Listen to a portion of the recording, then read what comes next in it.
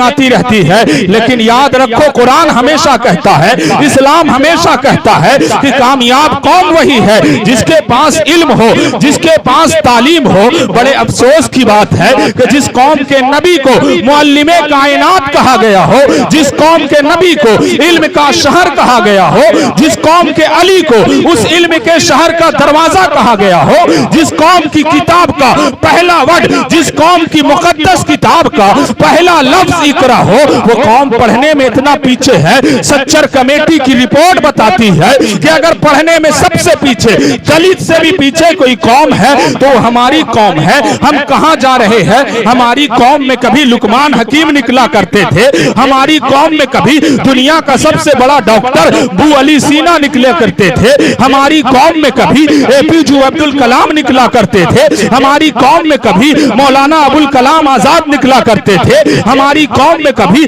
शेख अब्दुल हक मुहद्दिस दहलवी निकला करते थे, हमारी कौम में कभी फजले हक खैराबादी निकला करते थे। लेकिन मुसलमानों, आज बड़े अफसोस की बात है कि गैरों के बच्चे रातों में उठ कर यूपीएससी एग्जाम की तैयारी करते हैं, हमारे बच्चे रातों में उठ कर पबजी खेलते हैं, गैरों के बच्चे नीट की परीक्षा की तैयारी करते हैं, कोई आईआईटी की तैयारी करता है, हमारे बच्चे रातों में उठ कर फ्री फायर गेम खेलते हैं। मुसलमानों, याद रखो, जिस कौम के पास भी तालीम नहीं होती है उसको दबाया जाता है, उसको सताया जाता है, उसको पिछड़ी कौम कहा जाता है, उसको दबी हुई कौम कहा जाता है। यही वजह है कि आपके खिलाफ तरह तरह के कानून बनते हैं। आपके पास इल्म नहीं है, आपके पास एजुकेशन नहीं है कि आपको पता चल जाए कि किस तरीके से अपने आप को बचाना है। याद रखो, ये दौर वो दौर है जिस दौर में इंसाफ मिलता नहीं है बल्कि इंसाफ छीना जाता है, इंसाफ लिया जाता है।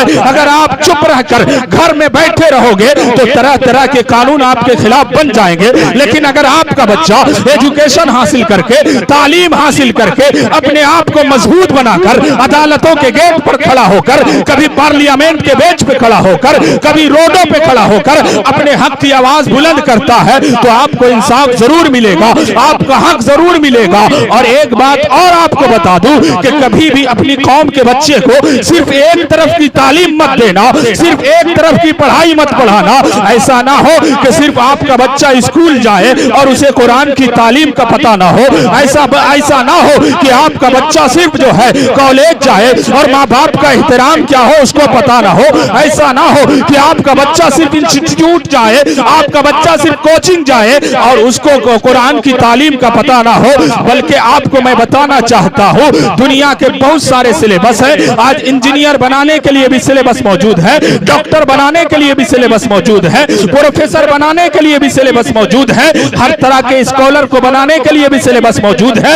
लेकिन याद रखो, एक बेटे को माँ बाप का वफादार कैसे बनाना है ये दुनिया का सिलेबस नहीं बताता है, ये कुरान की तालीम बताती है। एक भाई को भाई से मोहब्बत करने वाला कैसे बनाना है ये दुनिया की तालीम नहीं बताती है बल्कि अल्लाह के रसूल की तालीम बताती है। एक पड़ोसी को पड़ोसी के साथ कैसे रहना है ये दुनिया की तालीम नहीं बताती है बल्कि अल्लाह के रसूल का इखलाक बताता है। एक भाई को भाई का हक कैसे अदा करना है ये दुनिया के सिलेबस वाले नहीं बताते हैं बल्कि इस्लाम की तालीम बताती है। इसलिए आप अपने बच्चे को इंजीनियर भी बनाओ तो साथ साथ कोशिश करो कि उसको कुरान की तालीम भी दे दो। आप अपने बच्चे को डॉक्टर भी बनाओ, साथ साथ कोशिश करो उसे कुरान की तालीम भी दे दो। दोनों तरफ की तालीम दो। मैं एक तरफ की तालीम का कायल नहीं हूँ, हमें जमाने के साथ साथ चलना है, हमें जमाने के साथ कदम मिला मिला कर चलना है। ऐसा ना हो कि हमारा सिर्फ बच्चा मदरसे में रह जाए, सिर्फ कुरान की तालीम तक रह जाए, बल्कि जरूरी है कि उसको स्कूल भी भेजो, उसको कॉलेज भी भेजो, उसको यूनिवर्सिटी भी भेजो।